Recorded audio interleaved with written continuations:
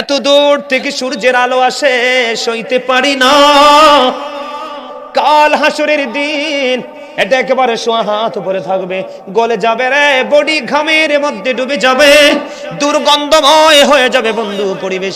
তুমি কান্নাকাটি করবা, কিন্তু সেই দিনেও যুবকদের জন্য, আল্লাহ রাসূলের প্রেমিক যুবকদের জন্য সেই দিনেও আমার আল্লাহ নিয়ামত দিয়েছেন। সেই নিয়ামত হলো বন্ধু হাদিস শরীফের মধ্যে এসেছে, আপনার আমার প্রাণের নবী তিনি জানিয়ে দিয়েছে, তিনি বলে দিয়েছে, ও হরিপুরের যুবক তোমরা শোনো, আমার আল্লাহ কাল হাসরের ময়দানে আল্লাহর আরশের ছায়ার নিচে 7 শ্রেণীর মানুষের জায়গা দিবে। কয় শ্রেণীর? 7টা দলকে। কয়টা দল? বলে হুজুর আরশের নিচে কেন দিবে? আসমানের নিচে কি জায়গা হবে না? সেদিন তো আসমান থাকবেই না। আল্লাহ বলেছেন সূরা ইনফিতরের শুরুতে 30 পারা, আল্লাহ বলেছেন ইদাস সামাউ ফাতারাত وَإِذَا الْكَوَاكِبُ انتَثَرَتْ وَإِذَا الْبِحَارُ فُجِّرَتْ। আকাশ বন্ধু ভেঙে চলে যাবে, তারকাগুলো ঝরে ঝরে পড়বে, সমুদ্র উদ্বেলিত হয়ে যাবে। ও বন্ধু, সেই দিন আল্লাহর আরশের ছায়া ছাড়ার কোনো ছায়া থাকবে না। আমার আল্লাহ জানিয়ে দিয়েছে, রে বান্দা তোমরা টেনশন করো না। ওই সেই দিন যৌবনকালে তুমি আমল করেছো, যৌবনকালে তুমি আলেমদের সাথে প্রেম করেছো, যৌবনকালে তুমি বেশি বেশি করে তওবা করেছো, এই কাজ করতে করতে তুমি আল্লাহর প্রিয় হয়ে গেছো। আমার নবীজি জানিয়ে দিয়েছে, তোমার জন্য এই 7টা দলের মধ্যে একটা দল থাকবে সেদিন আল্লাহ এবং আল্লাহর হাবিবের প্রেমিক যুবক। আরে জোরে, আরে জোরে। খবরটা খুব মজার না? আপনাদেরকে আমি আরেকটু মজা দেই, সহজে আপনারা আরো বেশি আশ্বস্ত হবেন আল্লাহ কতটা দয়ার সাগর সেটা বুঝতে পারবেন। শয়তান আল্লাহরে কয়, আল্লাহ আমি তোমার ওই বান্দাগুলোকে ওই পর্যন্ত ধোঁকা দিতে থাকবো যেই পর্যন্ত তার দেহে প্রাণ আছে। আমার আল্লাহ একটা ডাক দিয়ে বলে, শয়তান তুমিও শোনো, আমিও কথা দিলাম, আমি আমার ওই বান্দাকে ওই পর্যন্ত ক্ষমা করতে থাকবো যেই পর্যন্ত তারা ক্ষমা চাইতেই থাকবে। জোরে জোরে বলেন না সুবহানাল্লাহ। বন্ধুরে আমার, তাহলে আমরা ক্ষমা চাইবো কিনা আল্লাহর কাছে? তওবা করবো কিনা?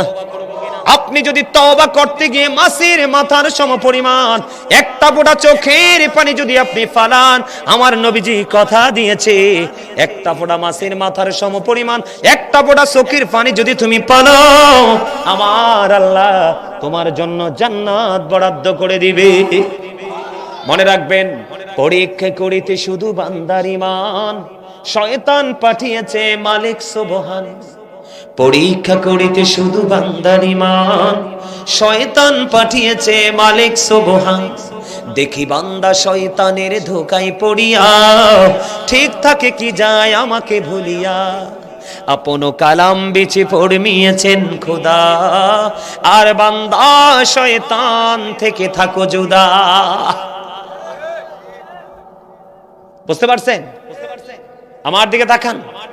জান্নাত নিয়ে আলোচনা করব না, কারণ এখন জান্নাতি মানুষ খুঁজেই পাওয়া যায় না। যাও পাওয়া যাবে খুঁজলে মুরব্বীদের ভিতরে। কার ভিতরে? মুরব্বীদের ভিতরে। এখনকার ছেলেদের মধ্যে আমি জান্নাতি নমুনা কিছুই দেখি না। মাথা থেকে পা পর্যন্ত, সকাল থেকে বিকেল পর্যন্ত সব ইহুদি নাসারাদেরকে স্মরণ। কথা কয় না? ওমা ভুল বলছি? এখনকার ছেলেরা কি ইসলাম কি বুঝে? ওরা তো বুঝে না, কারণ তারা ওই জগতে নাই, তারা আছে বেঈমান কাফেরদেরকে নিয়ে।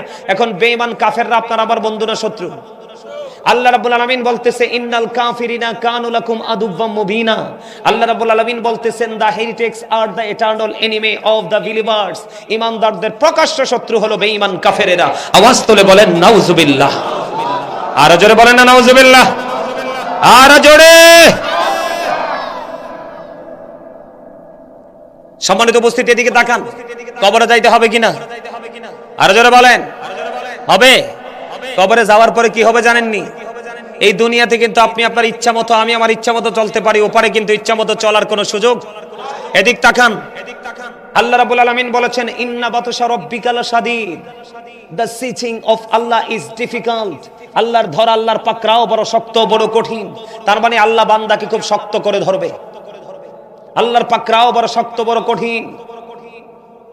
তার মানে আল্লাহ আপনাকে আমাকে ধরবে, এটা নিশ্চিত। এটা তো শিওর। এরপরে আপনাকে ধরার পরে আল্লাহ বলেছেন ইন্নাল্লাহ সারিউল হিসাব, Allah is quick to take account, Allah হিসাব গ্রহণে অত্যন্ত তৎপর। কুইকলি আপনার আমার কাছ থেকে আল্লাহ রাব্বুল আলামিন হিসাব নিবে চুকিয়ে চুকিয়ে। আল্লাহ রাব্বুল আলামিন বলেছেন এদিকে তাকান, আপনাকে ধরবে, আপনার কাছ থেকে হিসাব নিবে। আপনি যদি বিপদে পড়ে যান, আপনার কপাল যদি কি পোড়া হয়, তাহলে আপনার অবস্থা কি হবে জানেন না? একটু আগে যেমন অল্প কথার মধ্যে বুঝিয়ে দিয়েছি জান্নাতীদের কি অবস্থা হবে, জাহান্নামীদের কি ভয়ঙ্কর অবস্থা হবে। আমার দিকে তাকান বন্ধুরে আমার, এই নারায়ণগঞ্জ বন্দর হরিপুর বাজার সংলগ্নের আমার ভাই, আমার বাবা গো, আমার মা, আমি আমার বোনদেরকে ডেকে ডেকে বলবো, হৃদয়ের জানালা খুলে শোনো গো। আমার আল্লাহ জানিয়ে দিয়েছে, যদি তুমি জাহান্নামী হও, যদি তুমি পাপী হও রে, তোমার কপাল পড়ে যাবে। ওই কষ্টের শুরু হবে, শেষ নাই। বলে হুজুর কেমন? বন্ধু, কোরআন এসেছে জাক্কুম এমন একটা কাঁটাযুক্ত বিষাক্ত ফল, ওই বিষাক্ত ফলটা জাহান্নামীদের খাওয়ার জন্য বরাদ্দ করে দেওয়া হবে। বন্ধু, এটা এত বিষাক্ত জানো না? এটা যদি ওই হরিপুর বাজারের মধ্যে যদি একটা ফোঁটা পড়ে রে, বন্ধু, এই নারায়ণগঞ্জের জমিনে, ঢাকা নারায়ণগঞ্জ হরিপুরের জমিনে যদি একটা ফোঁটা পড়ে রে, বন্ধু, গোটা পৃথিবীর মাটি বন্ধু বিষাক্ত হয়ে যাবে। কিয়ামত পর্যন্ত এই পৃথিবীতে কোনো শস্য জন্ম হবে না। এই বিষাক্ত জাক্কুম জাহান্নামীদের খাবার রে, বন্ধু, খাইতে হবে। তুমি সেদিন কি করবা? আল্লাহ বলেছেন এই বিষাক্ত ফল খাইতে হবা, চিৎকার করবা, কান্নাকাটি করবা। কেউ তোমার কান্না শুনবে না, কেউ তোমার ডাক বন্ধু শুনবে না। এখানে শুধু ক্ষান্ত নয়, এটা কোরআনে পেয়েছি বন্ধু খবর। এবার হাদিস শরীফের দিকে যখন নজর দিলাম, হাদিস শরীফের দিকে নজর দিয়ে দেখলাম আমার নবীজি জানিয়ে দিয়েছেন জাহান্নামীদের জন্য আরেকটা খাবার বন্ধু বরাদ্দ করা আছে, যেটার নাম হলো তিনাতুল খাবার। জোরে জোরে বলুন না নাউজুবিল্লাহ। কি খাবার? ইয়া রাসূলুল্লাহ, ইয়া হাবিবাল্লাহ, নবী গো, এই তিনাতুল খাবারটা কি গো নবী? আমার আপনার পানে নবী বন্ধু জানিয়ে দিয়েছেন এই তিনাতুল খাবারটা হলো আরেকটা জাহান্নামীর নিংড়ানো রক্ত পোজ অথবা ঘাম। জুড়ে জুড়ে বলুন নাউজুবিল্লাহ। কত জঘন্য অবস্থা হবে বন্ধু। আমার দিকে তাকান, এই পৃথিবীর মানুষ কিছু খাবার খাক বা না খাক, কিন্তু বন্ধু পানি ছাড়া মানুষ বাঁচে না। কোনো প্রাণী, বৃক্ষ, তরুলতা বাঁচে না, বাঁচে? বন্ধুরে আমার, এই পৃথিবীর বুকে টিউবওয়েলের পানি না হয় বন্ধু সাপ্লাইয়ের পানি, না হয় ফ্রিজের পানি, না হয় আইসক্রিম, আপনি যত ঠান্ডা চান এবং যত গরম প্রয়োজন সেটা দুইটাই আপনার আমার জন্য বরাদ্দ হয়ে যায়। কিন্তু বন্ধু ও পাটা এত ভয়ঙ্কর হবে, আপনি যদি মুনাফিকের খাতায় যদি আপনার নাম ওঠে রে, আমার আল্লাহ জানিয়ে দিয়েছে ইন্নাল মুনাফিকিনা ফি দারকিল আসফালি মিনান নার। রাসূল বলেছেন believers love the prophet, hypocrites don't love the prophet. নবীজি বলেছেন ইমানদাররা আমি নবীকে ভালোবাসবে, মুনাফিকরা আমি নবীকে ভালোবাসবে না। আর যারা মুনাফিক আমার আল্লাহ তাদের সম্পর্কে ওয়াজ করেছেন বন্ধু ইন্নাল মুনাফিকিনা ফি দারকিল আসফালি মিনান নার। আমার আল্লাহ ওয়াজ করেছে মুনাফিকরা জাহান্নামের একেবারে লোকাল প্লেস, নিকৃষ্ট জায়গায় থাকবে। জোরে জোরে কন্যা নাউজুবিল্লাহ। ওই মানুষগুলোর জন্যই অভিশপ্ত খাবার। আপনার পানির তৃষ্ণা, পানির পিপাসায় বন্ধু আপনার কলিজা ছেদন হয়ে যাবে। আমার নবীজি জানিয়ে দিয়েছে রে, তোমরা প্রস্তুত থাকো, তোমরা নিজেদেরকে প্রস্তুত রাখো। যদি পাপী হও, তুমি যখন পানির তৃষ্ণা লাগবে রে, তোমার মাথা দিয়ে গরম পানি ঢেলে দেওয়া হবে। এত গরম, এটা মাথায় ডালতে দেরি বন্ধু পেটের মধ্যে ঢুকতে দেরি করবে না। পেটটার মধ্যে ঢুকতে দেরি রে, দুই রানের মধ্যখান দিয়ে বন্ধু সব কিছু লিকুইড হয়ে বের হতে থাকবে। ওই যে বলেছিলা ইয়ামুতু, তুমি মরতে পারবা না। আল্লাহ বলেছেন ফিহা ওয়ালা ইয়াহইয়া, তুমি বাঁচতেও পারবা না।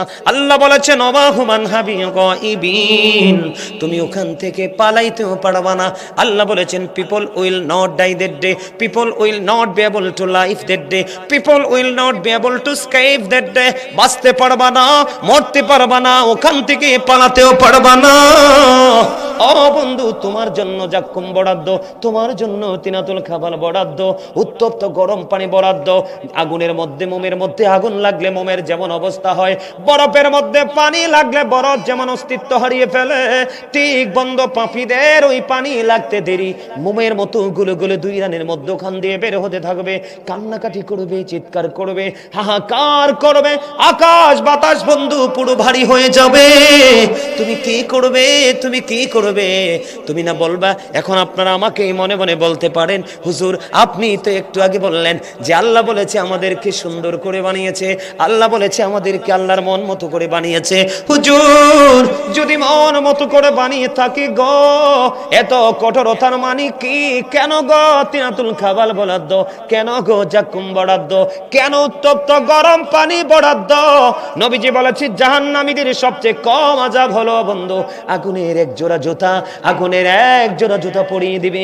বিয়ে বাড়িতে যেমনি গোস্তের পাতিল উতরায়, ঈদের দিনে যেইভাবে প্রত্যেকটা মুসলমানের ঘরে ঘরে টকবক টকবক করে গোস্ত উতরায়, গরুর গোস্ত যেইভাবে উতরায় বন্ধু, তার চাইতে ভয়ঙ্কর ভাবে তার মাথার মগজ বন্ধু উতরাইতে থাকবে। ওই যে বলেছি বাঁচতে পারবা না, মরতে পারবা না, পালাতে পারবা না, কান্নাকাটি করবে, পাগল পাড়া হয়ে যাবে, কেউ তোমাকে সাহায্য করতে আসবে না। সেটার কারণ কি আমি তোমাদেরকে একটু পরে বলবো। আমার নবীজি বলে দিয়েছে এই পৃথিবীর আগুনের মতো নয়, পানি যে তোমাকে গরম দেওয়া হবে। আবু হুরায়রা রাদিয়াল্লাহু তাআলা আনহু থেকে হাদিস খানা বর্ণিত, আমার নবী, আপনার নবী, দু জাহানের বাদশা নবী, রাহমাতাল লিল আলামিন নবী, তিনি বলে দিয়েছেন বন্ধু আল্লাহ জাহান্নামীদের জন্য আগুনকে 1000 বছর তাপ দিয়েছে, আগুনের রং হয়েছে বন্ধু লাল। আমার আল্লাহ কই না না না, এই আগুনে হবে না, আগুন কি আরো 1000 বছর তাপ দিয়েছে বন্ধু, আগুনের রং হয়ে গেছে বন্ধু সাদা। আমার আল্লাহ বলে না না না, এই আগুনেও হবে না, আমার আল্লাহ আরো 1000 বছর তাপ দিয়েছে বন্ধু, আগুনের রং হয়ে গেছে কালো। এক এক করে 3000 বছর উত্তপ্ত করে আগুনকে বরাদ্দ করে রাখা হয়েছে। এই আগুন তোমাকে গিলে খাবে। সবচেয়ে বড় দুঃখজনক খবর হলো তুমি বাঁচতেও পারবা না, মরতেও পারবা না, ওখান থেকে পালাইতেও পারবা না বন্ধু। এখানে আরো বড় দুঃখের খবর, জাহান্নামীদের দুঃখের কোনো শেষ নাই বন্ধু। আপনাদেরকে গভীরভাবে খেয়াল করতে হবে, এই পৃথিবী থেকে চাঁদ মাত্র 1,40,000 মাইল দূরে। কত মাইল? 1,40,000 মাইল দূরে চাঁদ। 1969 সনে Neil Armstrong 50 lakh crore dollar ব্যয় করে 2 বন্ধুকে নিয়ে বন্ধু চাঁদের দেশে গিয়ে বিন্দু পরিমাণ বালুকণা নিয়ে ফিরে আসলেন। আর সূর্যটাই পৃথিবী থেকে 9,13,00,000 মতান্তরে 30 লক্ষ মাইল দূরে। বোঝেন আমি কি বলি? সূর্যটা পৃথিবী থেকে 9,13,00,000 মাইল দূরে। সূর্যের আলো পৃথিবীতে আসতে সময় লাগে মাত্র 8 মিনিট 20 সেকেন্ড। প্রতি সেকেন্ডে 1,86,000 মাইল বেগে পৃথিবীর দিকে ছুটে আসে। এই সূর্যের তাপ অনেক আবরণ ভেদ করে মাথায় লাগে, সইতে পারি না। যারা পাপী হবে কাল হাসরের ময়দানে তাদের মাথার উপর বন্ধু সূর্যটা থাকবে। ও বন্ধু, সূর্যের তাপে এতটা উত্তপ্ত হবে, এত তাপ হবে, ডিরেক্টলি সেদিন তাপ লাগবে, ঘেমে যাবে, গ্রামের মধ্যে দুর্গন্ধ হবে, চিৎকার করবে। ও বন্ধু, তার জন্য দুর্বিষহ হয়ে উঠবে সেই পরিবেশ।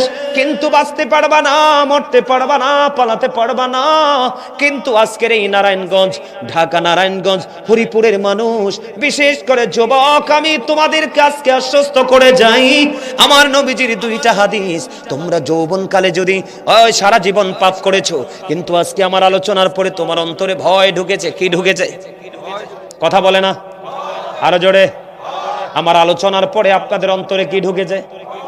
ভয় ঢুকেছে। আপনি যদি আজকের পর থেকে যদি আপনি সিদ্ধান্ত নেন যে হুজুর আমি আমার জীবনে আর কোনোদিন অন্যায় করব না, তাহলে আল্লাহ বলেছেন এই যে ভয়ের কারণে আল্লাহ ওয়াজ করতেছেন, O believers you fear me, Allah ইমানদারদেরকে ডেকে বলে তোমরা আমাকে ভয় করো।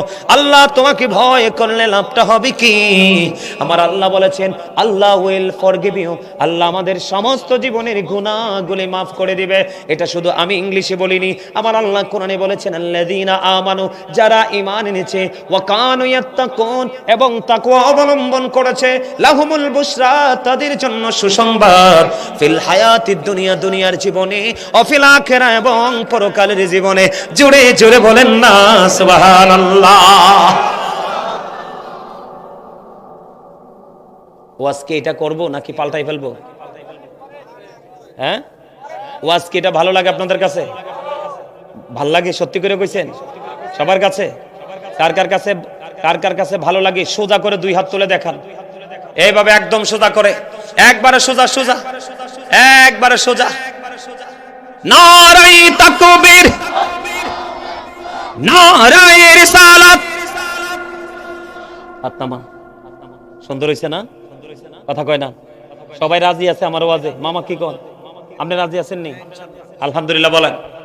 আরো জোরে, আরো মহব্বতে। এই ওয়াজটা আমি মনে করি বর্তমান সময় বেশি দরকার। চাচা কি বলেন? বেশি দরকার না? কারণ আমাদের ছেলেরা ধ্বংস হয়ে গেছে। আমি বর্তমান সময়ের যুবকদেরকে নিয়ে আতঙ্কিত। আমি বর্তমান সময়ের বর্তমান প্রেক্ষাপটের যুবকদেরকে নিয়ে আমি কি বলবো, শঙ্কিত। তার কারণ আমাদের যুবকরা, বেঈমান যুবকরা, সত্যিকার রিয়েল শিখে শিখে আমরা মুসলমানদেরকে গায়েল করার চেষ্টা করতে। আপনারা বলেন ফিলিস্তিনের মুসলমানকে কি ইহুদি যুবকরা মারতেছে না? বিভিন্ন লেবাসে মারতেছে না? আমরা মুসলমানরা সব জায়গায় মাইর খাই। তার কারণ হলো আমরা আল্লাহ আল্লাহ রাসূলের দেখানো পথে চলি, এই জন্য আমাদের এই অবস্থা। আমি কি বলেছি এদিক তাকান, আমি বানাইয়া কথা বলার অভ্যাস নেই, আপনারা ভালো করে জানেন। আল্লাহ কি বলেছেন? আল্লাহ বলেছেন যারা ঈমান এনেছে, ঈমান আনার পরে যার অন্তরে ভয়, যার অন্তরটাকে আল্লাহর ভয়ে কি করতে পেরেছে, কম্পন সৃষ্টি করতে পেরেছে, আল্লাহ বলেছেন তুমি আর টেনশন করো না, তোমার জন্য সুসংবাদ, লাহুমুল বুশরা ফিল হায়াতিদ দুনিয়া ফিল আখিরা, তোমার জন্য সুসংবাদ দুনিয়ার জীবনে। এবং আমি বলতেছিলাম হরিপুরের আমার যুবক বন্ধু, হৃদয় উজাড় করে তোমরা শোনো, কারণ তোমরা আছো বন্ধু পাপের শহরে। আমার কথা কয় না? আপনারা পাপের শহরে আছেন না? ঢাকার শহর না, বাংলাদেশের প্রত্যেকটা সিটি হলো পাপের নগরী। কারণ শহরে যেই পরিমাণ অন্যায় অপরাধ পাপ হয়, গ্রামে এই পরিমাণ পাপ হয় না। ঠিক কিনা বলেন? আরো জোরে বলেন। এই জন্য আমার নবীজি বলেছেন তোমার দিন এবং দুনিয়ার কাজ না থাকলে ঘর থেকে বের হইও না। নবী গো কেন বের হব না? আমার নবীজি বলছেন দিন এবং দুনিয়ার কোনো প্রয়োজন না থাকলে তুমি ঘর থেকে বের হইও না, কারণ ঘর থেকে যদি অপ্রয়োজনে বের হও, তোমার সর্বপ্রথম যে অপরাধ হবে সেটা হলো চোখের জিনা। কিসের জিনা? কিসের জিনা? আপনার জিনা যখন চোখের হবে তখন অটোমেটিক্যালি সেই জিনার পাওয়ার কিন্তু কলবে চলে আসবে। তখনই কিন্তু মানুষের দ্বারা নফসের দুষ্টামি, নোংরামি, পাপ কাজ শুরু হয়ে। আমি বলে দিতে চাই রে যুবক, আজকের আলোচনার পরে যদি তোমরা মনে মনে চিন্তা করতে পারো, মনটাকে স্থির করে যদি ডিসাইড করতে পারো গো যে হুজুর আমার জীবনে আমি কত অন্যায় করেছি, আমার জীবনে আমি কত অপরাধ করেছি, এই অপরাধ কিভাবে মুক্তি পাবো গো, আমি তোমাদের জন্য বন্ধু বলে দিতে চাই, খেয়াল করে শোনো। আমার নবীজি বলে দিয়েছেন তোমরা যদি ভয় ভীতি তোমার হৃদয়ের মধ্যে যদি তুমি জমা করে চলতে পারো রে, আমার নবীজি যুবকদের জন্য চমৎকার মেসেজ দিয়েছেন। আমি দুইটা মেসেজ তোমাদেরকে শোনাবো। আমার নবীজি বলেছেন, হাদিস শরীফের মধ্যে এসেছে, আল হাসান ওয়াল হুসাইন সাইয়্যিদু শাবাবি আহলিল জান্নাহ। আমার নবীজি বলেছেন Imam Hasan and Husain are the leader of younger people in জান্নাহ। আমার নবী, আপনার নবী, তু জাহানের বাদশা নবী, তিনি বলেছে ও ঢাকা, নারায়ণগঞ্জ, হরিপুরের যুবক, আমি হৃদয় থেকে বলছি রে বন্ধু, আমার নবী বলেছে তোমার টেনশন করতে হবে না, তোমার জন্য জান্নাতে লিডার হয়ে যাবে আমার নবীজির কলিজার টুকরা দুইটা, ইমাম হাসান হুসাইন, দুই ভাই। এখন বুড়া মানুষ মনে মনে চিন্তা করবে, কি করবে? বুড়া মানুষ মনে মনে চিন্তা করবে, বলে হুজুর আমরা কি বুড়া হইয়া ফালানি গেলাম? না না না, আপনারা বুড়া তো হইছেন এই দুনিয়ায়। আপনি যদি আল্লাহর প্রিয় হয়ে কবরে যান, আপনাকে একবারে তাগড়া জোয়ান বানাইয়া জান্নাতে ঢোকানো হবে। 30-35 বছরের জোয়ান, জোরে জোরে কন্যা সুবহানাল্লাহ। খবর মজা নি চাচা? মজা লাগে? লাগে? আলহামদুলিল্লাহ বলেন। আরে আল্লাহ রে, আলহামদুলিল্লাহ তো মজা হয় না, লবণ ছাড়া খাবারের মতন। এই আপনি সারা জীবন আলহামদুলিল্লাহ কইলে আপনাকে যে আল্লাহ নিয়ামত দিয়েছে সে শুকরগুজার করতে পারবেন? আপনাকে তো আল্লাহ শিয়াল বানাইতে পারতো, কুকুর বানাইতে পারতো, জঙ্গলের নিকৃষ্ট প্রাণী বানাইতে পারতো। আল্লাহর সমস্ত সৃষ্টির মধ্যে শ্রেষ্ঠ হলো মানুষ, সুবহানাল্লাহ কোন? এর মধ্যে শ্রেষ্ঠ হলো মুসলমান, সুবহানাল্লাহ বলেন না? আখির নবীর উম্মত আমরা দামি, আলহামদুলিল্লাহ তো চিল্লায় বলা দরকার। অল প্রেজ ইজ টু আল্লাহ, সমস্ত প্রশংসা আল্লাহর জন্য। লাভ ফর আল্লাহ, ভালোবাসাও, হেট ফর আল্লাহ, ঘৃণাও আল্লাহর জন্য। সুবহানাল্লাহ বলেন না কেন? আরো জোরে। আপনারা মনে মনে কননি যে হুজুর সুবহানাল্লাহ খালি কইতেই কয়। এই সুবহানাল্লাহ কইবেন আপনি আপনার নিজের জন্য। কার জন্য? আমার জন্য না, আপনার জন্য। কারণ আমি আপনাকে যা দিচ্ছি এটা আপনার নিজের জন্য দিচ্ছি। কারণ আল্লাহ আমাকে দায়িত্ব দিয়েছে, O believers save yourself and your families from the fire. Allah ইমানদারকে বলেছে তুমিও জাহান্নাম থেকে বাঁচো, তোমার পরিবারকেও বাঁচাও। আপনারা সবাই আমার পরিবারের একটা অংশ, কারণ আপনারা যেহেতু নবীর প্রেমিক, আখির নবীর উম্মত। সেই সুবাদে আমরা একজন আরেকজনের না, নাকি আমাদের মধ্যে দূরত্ব আছে? আমরা একে অপরের।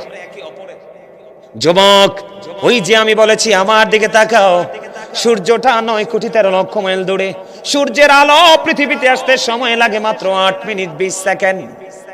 অনেক আবরণ ভেদ করে বন্ধু সূর্যের কিরণ আমার কাছে আসে। হিট স্ট্রোকে অনেক মানুষ বন্ধু মারা যায়। যাই কি যায় না? এত দূর থেকে সূর্যের আলো আসে, সইতে পারি না।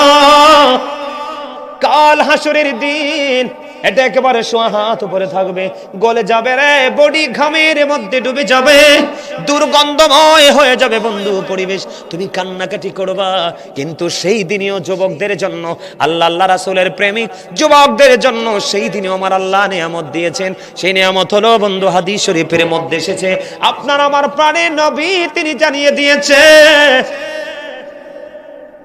তিনি বলে দিয়েছে, ও হরিপুরের যুবক তোমরা শোনো, আমার আল্লাহ কাল হাসরের ময়দানে আল্লাহর আরশের ছায়ার নিচে 7 শ্রেণীর মানুষের জায়গা দিবে। কয় শ্রেণীর? 7টা দলকে। কয়টা দল? বলে হুজুর আরশের নিচে কেন দিবে? আসমানের নিচে কি জায়গা হবে না? সেদিন তো আসমান থাকবেই না।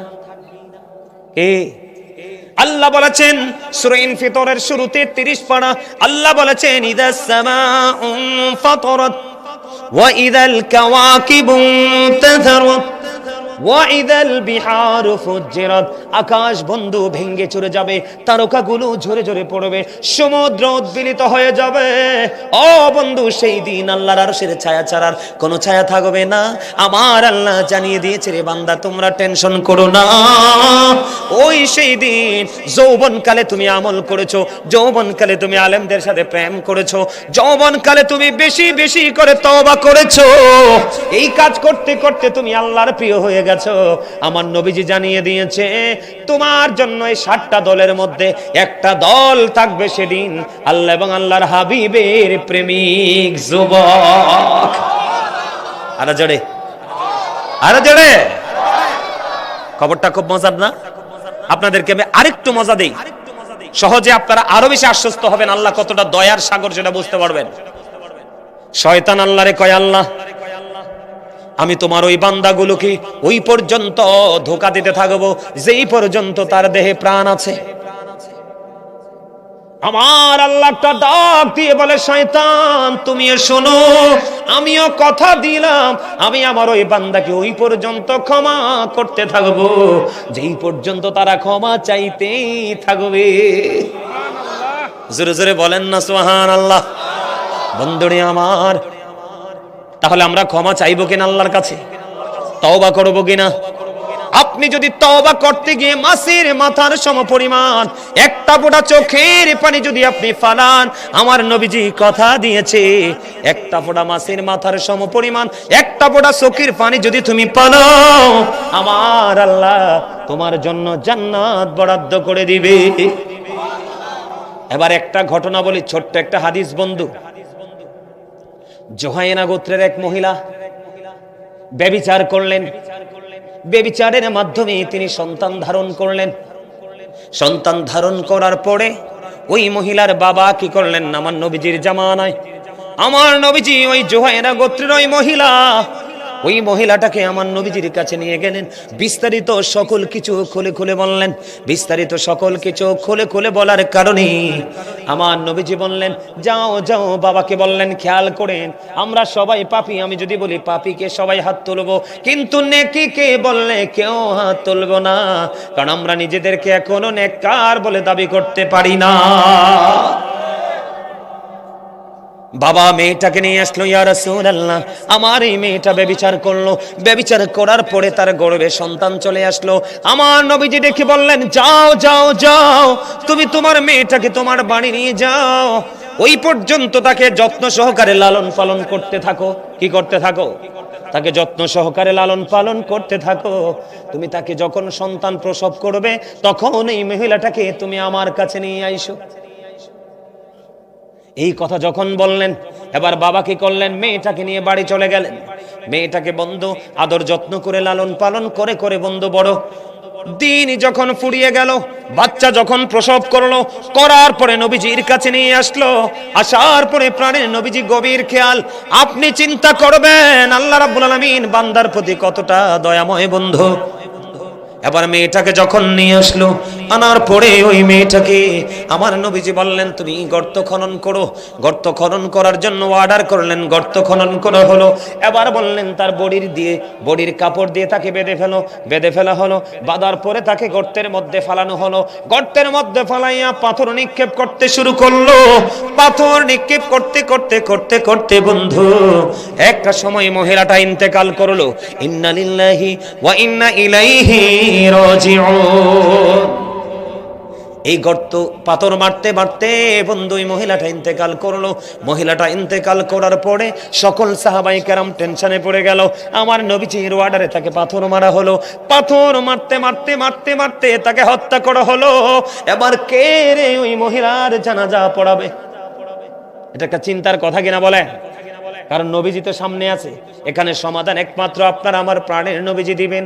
বন্ধুরে আমার, সবাই টেনশন করতে করতে আমার নবী সেটার অবসান ঘটিয়ে দিলেন। অবসানটা হলো এমন, ও বন্ধু আপনার আমার প্রাণের নবী এবার ওই মহিলার জানাজা পড়াইয়া দিলেন। জোরে জোরে কন্যা সুবহানাল্লাহ।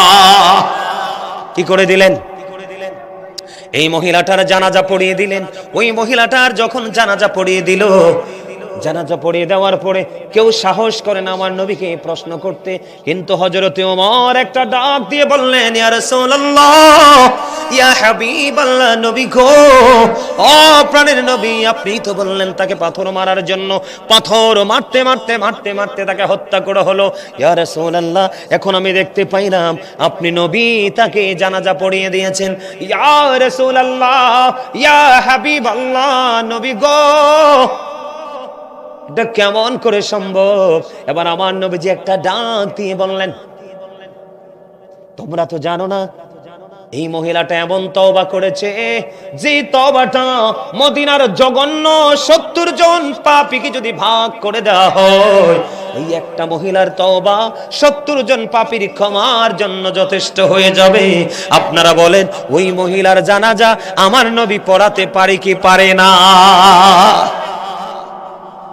তাহলে ব্যভিচার করে সন্তান ধারণ করলো, আমার নবীজি বললেন আল্লাহ রাব্বুল আলামিন তাকে কবুল করে নিয়েছে। এমন তওবা করেছে, মদিনার 70 জন পাপীকে যদি একটা মহিলার তওবা ভাগ করে দেওয়া হয় তাহলে সকলের কি গুনাহ মাফের জন্য যথেষ্ট হয়ে যাবে। তাহলে তওবায় আমাদের দাম বাড়াবে না কমাবে?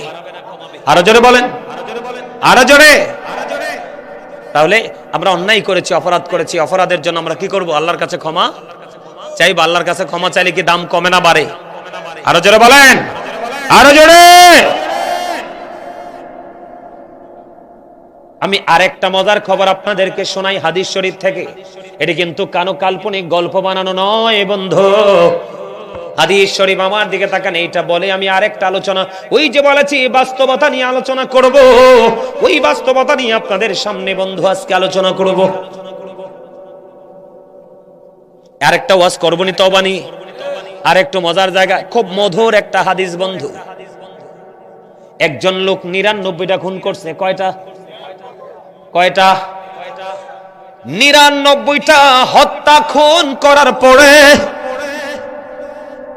একজন খ্রিস্টানের কাছে চলে গেল। তিনি একজন ধর্মযাজক ছিলেন। ওনার কাছে গেলেন, উনি বুজুর্গ ছিলেন। ওনার কাছে গিয়ে প্রশ্ন করলেন, আমি একটা একটা করে ৯৯টা খুন করছি, আল্লাহ আমার অপরাধ ক্ষমা করবেন? উনি বললেন না। না বলতে দেরি, এবার কি করলেন তিনি? কেন না করলো? তাকেও সঙ্গে সঙ্গে হত্যা করে ফেলেছে। কয়টা হইছে? সমান সমান কয়টা হইছে? ১০০টা হইছে। ১০০টা হত্যা করার পরে এবার তিনি বন্ধু আরো বুজুর্গ খুঁজতেছেন।